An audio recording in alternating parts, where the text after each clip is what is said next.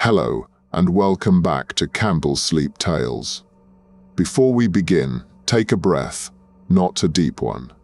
Just enough to feel how air still moves through structures built long before you were born. Stone, timber, language, story. Now imagine all of that gone. No cities, no scripts, and no one left to speak your name. What happens when a civilization ends? Not suddenly, but slowly, year after year, until even the dust forgets what it once covered. If that thought sits strangely in your chest, good. That means you're ready for tonight's immersion. If you find peace in quiet collapse, if you're drawn to stories where memory erodes and the wind learns to speak in place of men, then feel free to follow, share, or whisper it into the cracks of a ruined bell tower. Tonight's tale is called If Humanity Had Ended in the 14th Century. It is not an apocalypse. It is what lingers after no one survives to explain. The year is somewhere around 1351 to 1380. It did not begin with silence, but with a thinning of sound. The bells rang as they always had, iron mouths calling over cloistered field, but the echoes no longer found ears in the outer lanes. Each week, a new voice failed to answer the litany. Monks marked absences in the margins of psalters, not with names but with empty strokes, as if trying to tally something wind carried. In the manors, the reeves walked boundary stones alone. In the towns, children mimicked sermons in broken Latin, their parents gone behind shuttered doors. By the time silence came, it did not fall like a curtain. It was already there, waiting behind each human act, until only the motion remained. The swinging of a rope, the tolling of a bell, and nothing more. A sound, once rooted in purpose, had become a gesture of memory. Those who remained no longer waited for the echo to return. Some still knelt out of habit, more out of fear. In places where priests had perished, elders stepped forward, though they knew neither scripture nor rite. They intoned what little they remembered, and when memory failed, they sang in low hums that blended sorrow with winter breath. Language, once scaffolded by theology and rule, began to hollow. In empty sanctuaries, pigeons nested in pulpits, their wings scattering motes of forgotten texts. Somewhere beyond Siena, a parish clerk died with the key to the sacristy around his neck. His ink froze in the well, his final page left blank, and no one came to finish the record. The candles burned themselves down to nubs. No hand extinguished them. In Krakow, a cantor hummed the opening bars of the Passion until he forgot the second line. The parchment split with age before it could be recopied. In a Welsh valley, a child buried her sister in a grain sack and spoke aloud the only word she knew, Pater Noster, but not the rest. The syllables fell like seeds on stone. Latin unraveled first, for it was longest held in the air, stretched thin between chant and law.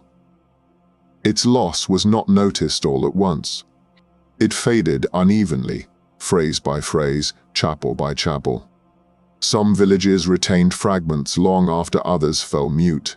But without use, even liturgy erodes. Then went the tongues of the courts, the traders, the scribes.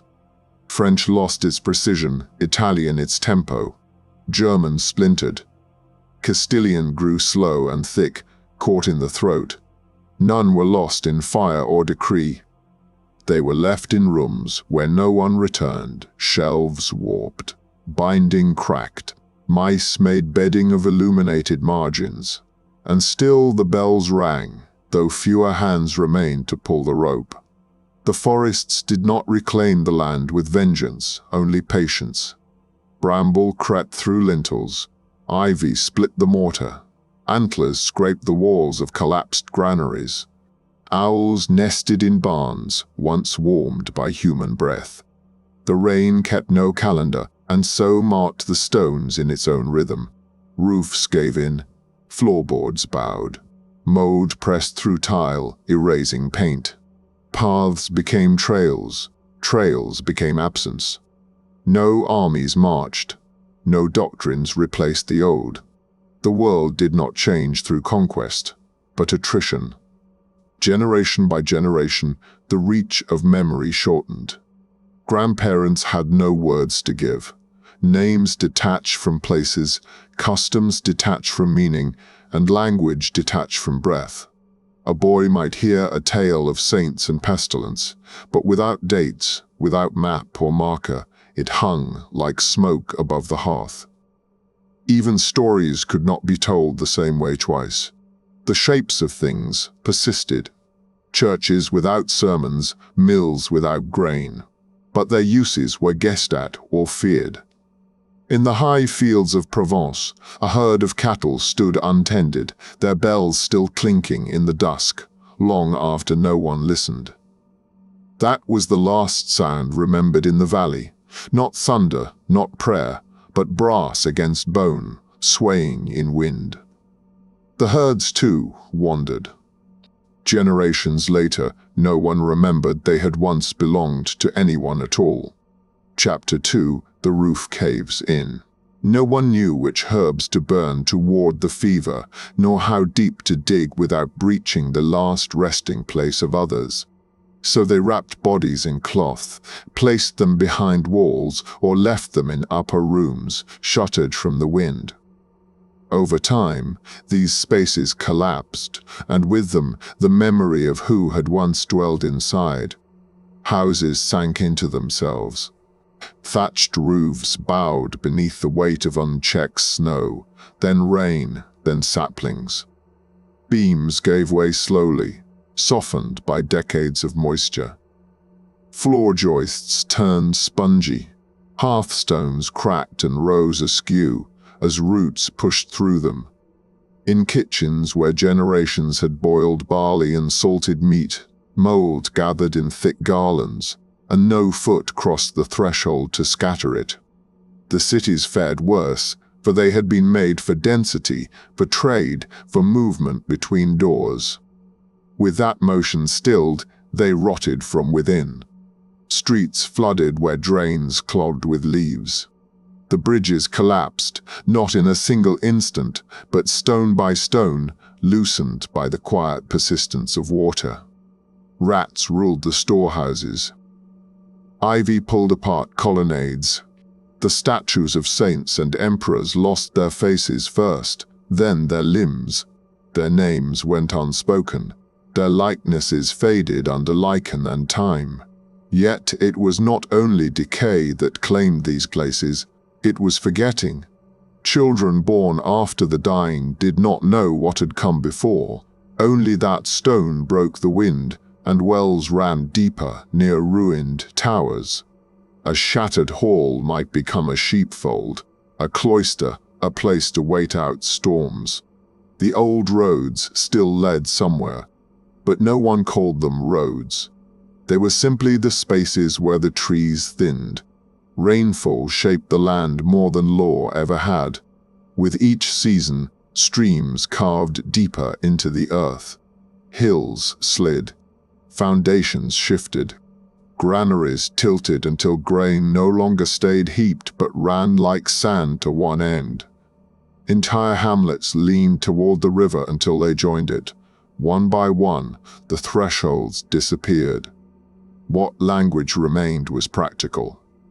There were words for kinds of mud, for roof sounds in different winds, for the difference between the scent of wet bark and the warning smell of still air before collapse. There were no more names for kings, for relics, for sacraments.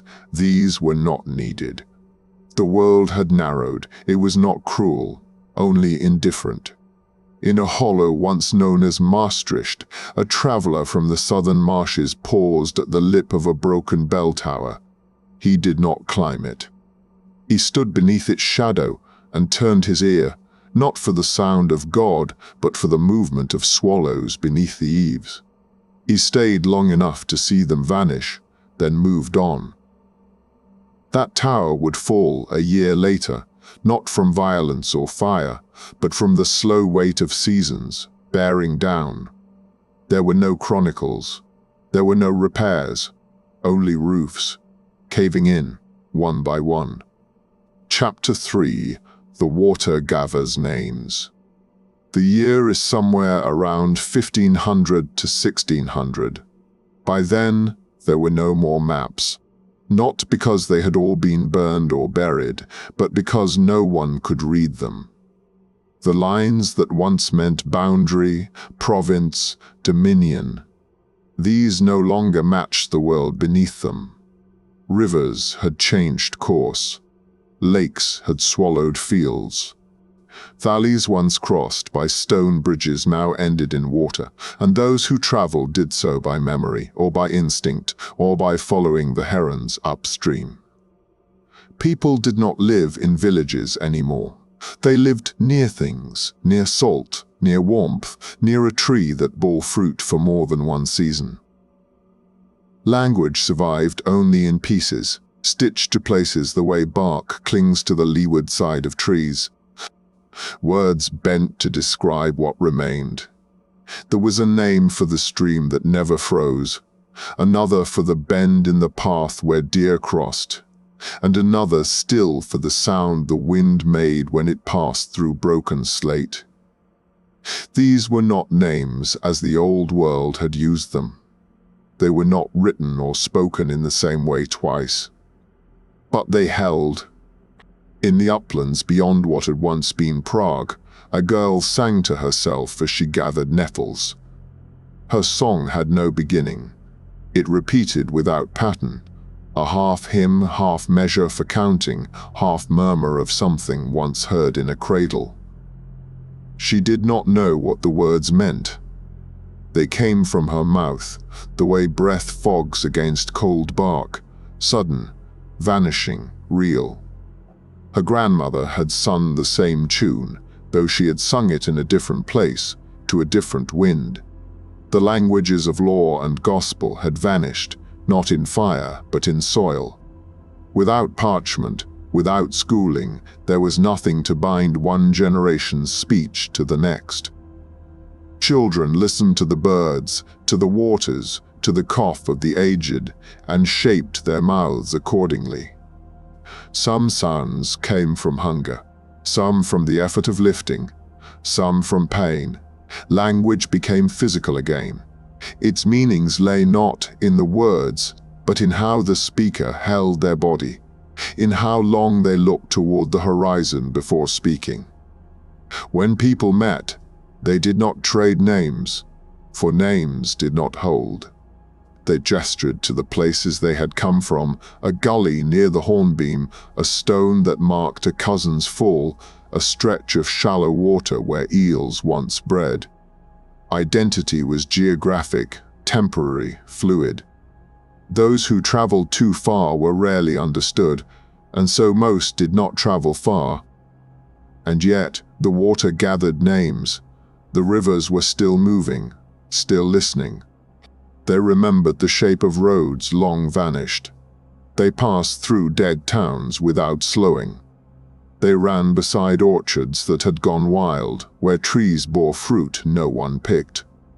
Each river held the weight of old things, carried silt and bone and memory through places that had forgotten the words for flood, for drought, for prayer. People came to the banks to listen, not to speak.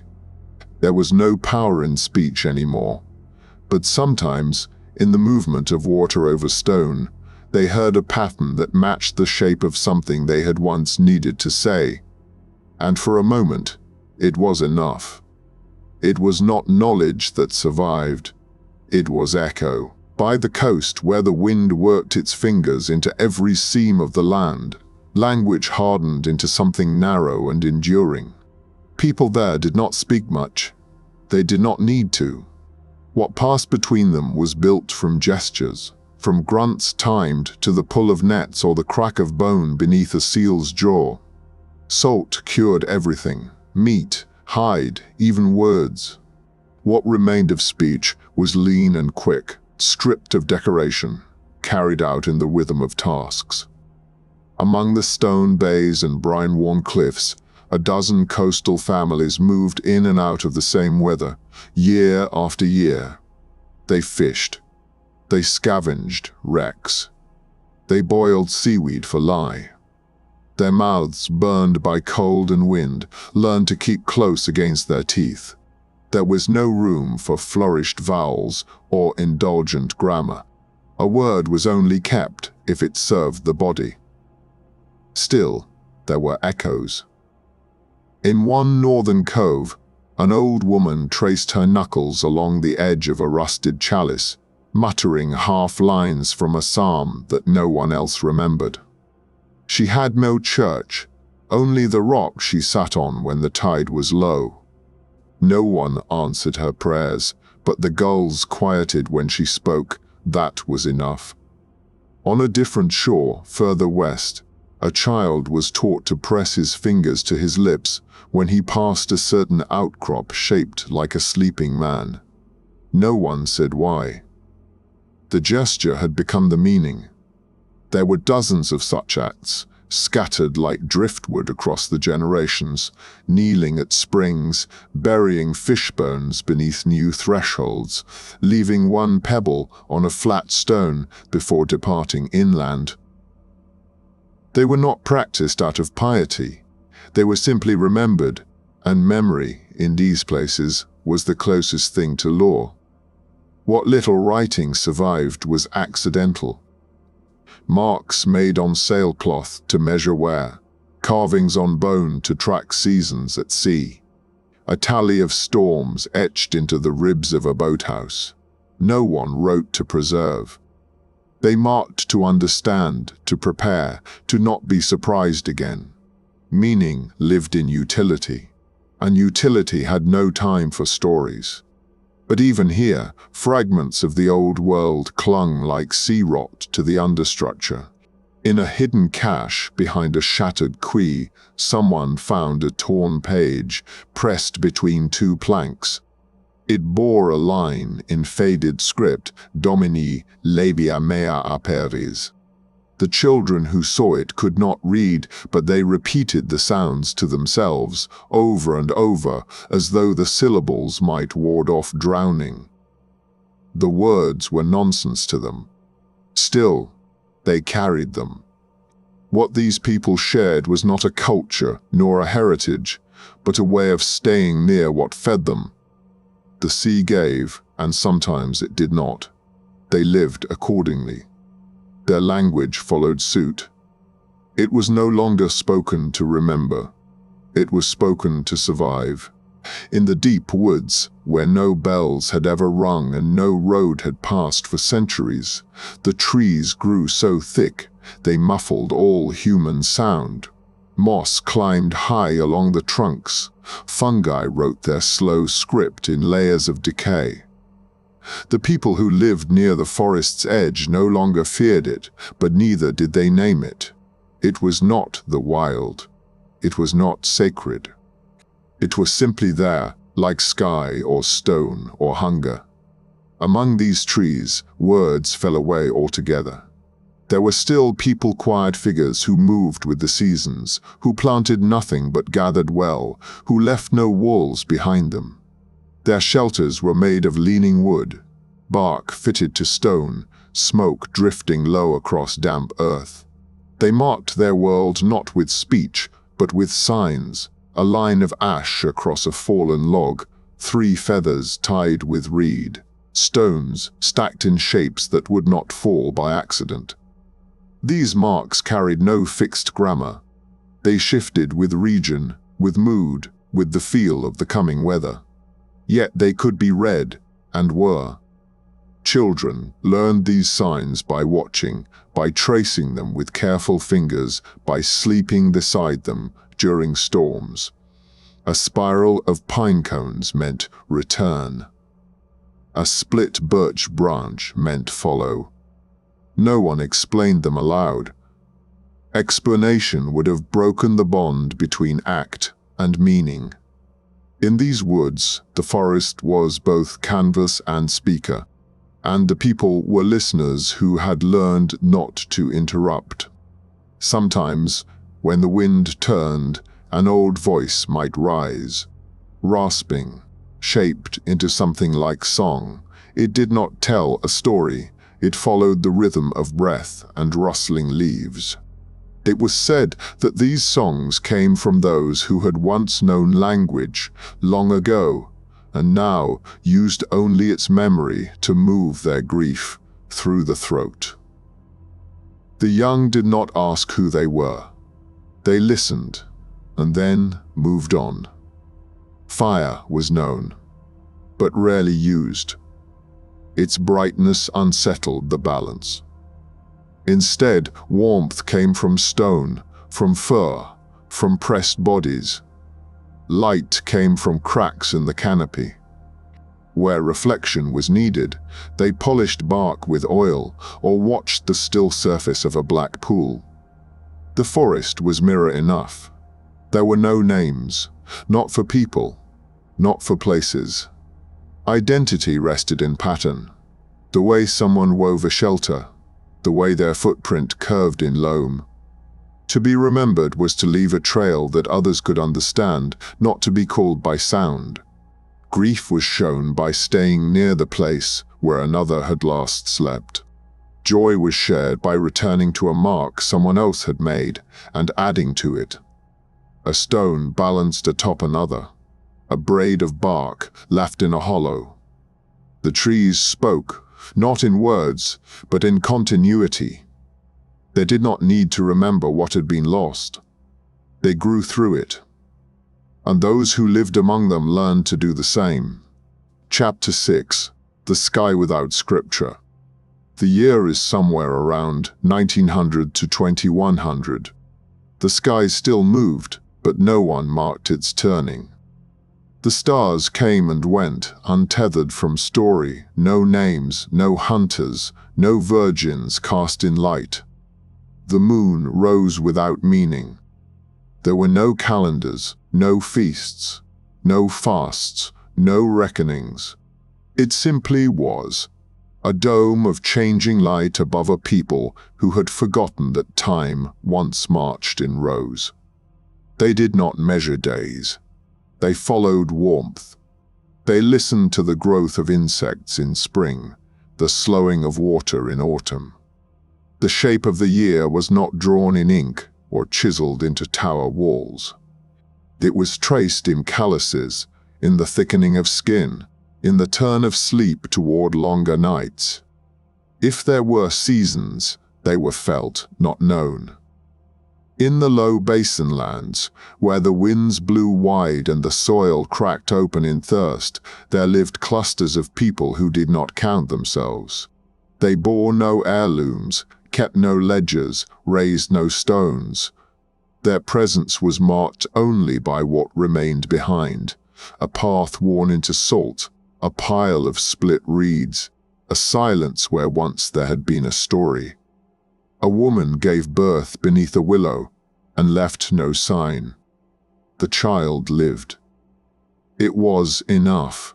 Once, long ago, someone might have recorded such an event, might have bound it in vellum, spoken of lineage, consecration, blood.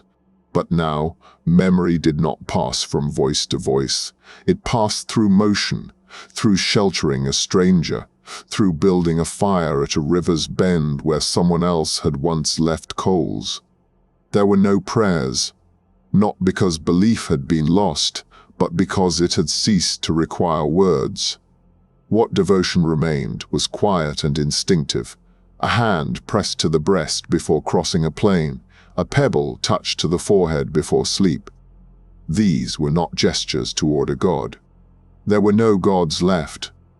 Only the habit of reverence, the muscle memory of hope. Once, high in the mountains beyond the old empire's edge, a group of travelers watched a storm crawl across the horizon. One among them raised a hand and began to hum. The sound was tuneless, drawn from the throat without structure. Others joined, not to match it, but to hold it. For the length of the storm they stood in that place, singing nothing, naming nothing, and when the storm passed, they continued walking. This was the closest the world came to worship. Nothing was written, and nothing remained, while the sky moved overhead, and no one asked why. Shelter was made from what was found, not what had been taught. Each act of survival was born anew, without story, without ancestry. A man might learn to fish by watching the movement of herons. A woman might shape a bowl from clay because her hands found the shape by chance. A child might learn to cure pain with bark, not because anyone told them, but because something about the scent of it eased the ache in their teeth. There were no masters, no apprentices, only repetition, trial, forgetting, and the small flickers of recognition that lived in the body. What tools remained were not revered. They were used until they broke. No one saved them for meaning. A blade was not sacred. A pot was not heirloom. A stone with a hole in it was not a sign. People no longer looked for signs. They looked for shade, for clean water, for a dry place to sleep. There was no inheritance. There was only the present tense. The land was not claimed. It was moved through. Those who stayed in one place did so because it offered enough, not because it was home. The word for home had vanished. In its place were gestures, pointing, returning, sleeping twice beneath the same tree. Kinship, too, dissolved. There were groups, but they held no names for brother or aunt. Bond was formed by presence, by labor shared and injury tended. If someone stayed through the winter, they were kept. If not, they were forgotten. And yet, even here, something human lingered. They sang, not to remember, but to mark the rhythm of walking. They painted, not to express, but to test whether the pigment would hold. They stacked stones because the motion was pleasing. They followed the sun because it gave warmth. There was no history, only pattern. A line of soot across a cliff face, a knot of thread left in a hollow tree, a footprint hardened in clay beside a shallow spring. These were not messages. They were not memories. They were not meant to be seen. But they were seen, and for a moment, the one who saw them felt less alone.